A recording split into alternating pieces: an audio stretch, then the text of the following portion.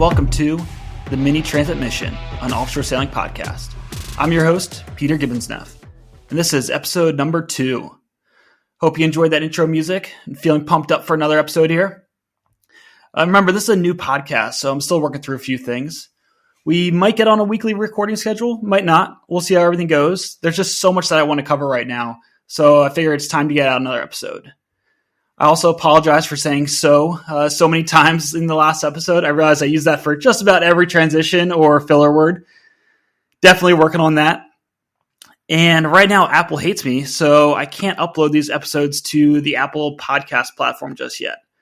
I will definitely get to that as soon as I can, though. So for right now, listen to it on Spotify or a few other places, wherever you listen to your podcasts. Today it is Monday morning, May 1st, 2023, and I am still here in France. Yesterday was a good day. Did some boat work, started cutting out some wood down below on the boat. So I don't have much wood on the boat, but what I do, there was a little platform to hold the EFOY hydrogen fuel cell I used to have, and that wood was installed by the previous owner. Now that I have lithium batteries, I am not allowed to have a hydrogen fuel cell, which is fine. We'll talk through that later of what I'm switching over to. But I wanted to cut out some of that wood, and the way it was installed, it was hard to get water out from underneath of it. So it was just a little square platform. So starting to rip that out, which is good. Just knocking out another project on the to-do list. Remember that EFOY hydrogen fuel cell, it's still for sale. Reach out to me if you're interested in buying it. If you're a mini over here in France and you want to buy one, definitely let me know. And it is for sale still. After boat work, I knocked out some admin work I got to do. That included for the campaign, secured a date for a presentation after the Mini Transat, and that will be at Coral Reef Yacht Club in Miami, Florida on February 22nd, 2024. And this is perfect timing if you're a member there and in the area. So after the race finishes in November of this year, Jane and I, my girlfriend Jane, if you don't know her, she has been an awesome supporter of this campaign from the very beginning. And she actually came over for the last double-handed race that we just did the other week and has been a big part of the campaign. Anyways, her and I, we are going to sail the boat from Guadeloupe up to Miami this winter after the Mini Transat. And so being in Miami with the boat, doing a presentation at the Coral Reef Yacht Club, it's going to be perfect timing for everything. So get to share more about the adventure of the race to the people in the area there. So really excited, looking forward to that. So thank you, Coral Reef Yacht Club, for inviting me to come talk. Also knocked out some other admin work, Marine Corps related. So if you don't know, I am still a reserve officer in the Marine Corps. And of course, one of the annual things you got to do is a fitness report or an evaluation. And so had to type up a few notes, talk about what I did during my drills I did this past winter. And for the drills, that basically means I've been, I go into the Pentagon and support an active duty unit there for essentially part-time work. So I used to be there full-time the last couple of years while I was on active duty. And now I am a reserve officer there. So it was a great way to transition from active duty over to the reserves. And we can definitely talk about that more later. Also got a nice little workout in, got a run, and part of that's getting in shape for, ocean racing, staying in good shape. But then part of that's also for the Marine Corps PFT or physical fitness test that we have to do every year. So I have to run that when I get back. So I'll knock that out this June. And that involves pull-ups, planks, and a 3-mile run. So just trying to get back in shape for that. Now, let's dive into the main topic of this episode. What is the Mini Transat? So this is just episode 2, so we're going to just start off with some of the basics, get everyone up to speed, and cover what this race is about, and then some fun facts at the end about it. So despite popular belief, it is not a type of boat. So it's funny, I see in boat listing ads outside of Europe all the time, Mini Transat for sale or some sort of Mini Transat boat or something like that, but it is not a type of boat. It is actually a solo ocean race across the Atlantic Ocean with the class Mini 650s. And let's break it all down. This race, it's a 2-stage race. So the first stage is 1,350 nautical miles, and it departs from Les Sables, France, so the west coast of France on the Bay of Biscay. And the first leg races to Santa Cruz de la Palma in the Canary Islands, and that's off the west coast of Africa. So Les Sables is an awesome place. We leave from the Vendée Globe pontoon, which is the same dock that the Vendée Globe departs from. And the Vendée Globe is a solo around the world nonstop ocean race in these big Amoca 60-foot racing machines that almost look like spaceships now. They go really fast. They're now foiling. It's pretty incredible. But we leave from the exact same dock, the same spot. And it's really, really just the atmosphere there is awesome. They have a big event center, like tents set up and everything, and they do all these promotional events leading up to the race, the week of the race. So it's really cool. And if you come and visit, you can see all the boats. You can walk down the pontoon, see all the boats before they leave. It's a really great atmosphere.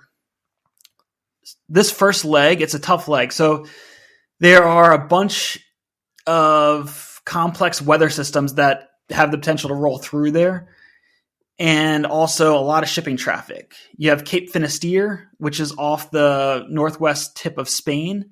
And Cape Finisterre is really where the Bay of Biscay and Atlantic Ocean come together in the southwest corner of the Bay of Biscay. And rounding that tip, it's known for a lot of bad, rough weather. Last year, rounding it, when I was racing from France to the Azores, I had some great downwind sailing conditions, passing it both times, but it can also get pretty hairy at times. So something definitely to watch out for. This year's race, the Mini Transat, starts September 24th. Keep an eye out for that, and definitely mark your calendar. If you're interested in coming out to France to see the start, let me know, and I can definitely get you set up and give you some tips and recommendations on where to stay or what to see, and it's going to be a great time. The second stage of this race is 2,700 nautical miles, and it goes from the Canaries to the island of Guadeloupe in the Caribbean. We do a restart on October 28th, a couple weeks after the boats get in from the first leg. Gives you time to rest, refit, fix anything that broke, and all the boats restart. The finish is in Guadeloupe, and if you're not familiar with that, it's essentially south of Antigua and just north of Dominica and Martinique. So right there in the middle of the bunch of islands in the Caribbean. And this route is all about following the southern trade wind routes across the North Atlantic gyre. So downwind racing or reaching and really good current. And that's what these boats are all designed for. It's designed for this downwind sailing. For an ETA, the first leg could take about 7 to 10 days. The second leg might take around 2 weeks, but it really depends all on the weather conditions. Whether it's going to be, especially for the first leg, if you have a lot of upwind sailing, it could take a lot longer if it's light air or if you have bad weather. Last year, the first leg, there was a big depression that rolled in, and it actually caused a lot of the fleet to have to stop and pull into port. And this caused a lot of issues, which, it's interesting talking to the other sailors, or if you listen to some other podcasts or interviews that people did the Mini Transat last time in 2021, there was actually a lot of readjust filings. And essentially what the race committee ended up doing was, if you were south of a certain latitude or far enough away from this one depression, you could keep on racing in that first leg. And if not, you had to pull into port, potentially. It was a little unclear sometimes for some boats. Some boats stayed out, some boats pulled in. So essentially the boats that pulled into port for a day, they essentially got a 24-hour time correction for pulling into port, as the race committee recommended, which definitely caused some scoring concerns. But I'll leave that up for the competitors that race in that race to talk more about that. But it was definitely a challenging weather conditions for that race. And then the second leg, the trade wind shut off. So it went a lot longer than expected. That race also dealt with a volcano in the Canaries. If you remember, there was that volcano that went off. It erupted, I think, like a week before the start of the Mini Transat. And even when they departed for that first leg, they didn't know if they were going to be able to finish on the island. So as they're coming up to the island, they were told whether they could pull in or if they had to go to another island. And then there was also the rioting in Guadeloupe from the COVID restrictions, which meant when the boats came in for the finish in Guadeloupe, they didn't have a lot of the normal social events, and a lot of the people couldn't actually even see their boats for a couple of days at a time because the island was essentially shut down because of this rioting. Really tough 2021 race. I wanted to be out there for it, but I think everything has worked out by missing that race, having more time to prepare, and going into this 2023 Mini Transat stronger, more prepared than ever before. Now, it's funny. I tried finding the results for this race to try to give you some more times, exact times, but the website's shut down right now for the Mini Transat. I believe it's possibly because I know they're under new race management. It was definitely unplanned. It was a really sad and unfortunate event. The last race organizer for the Mini Transat passed away from a long-term illness earlier this year. So definitely fully understand it's taken them time to rebuild the website, get this new race management, but the race is definitely going on this year. They just have a few things they're working out.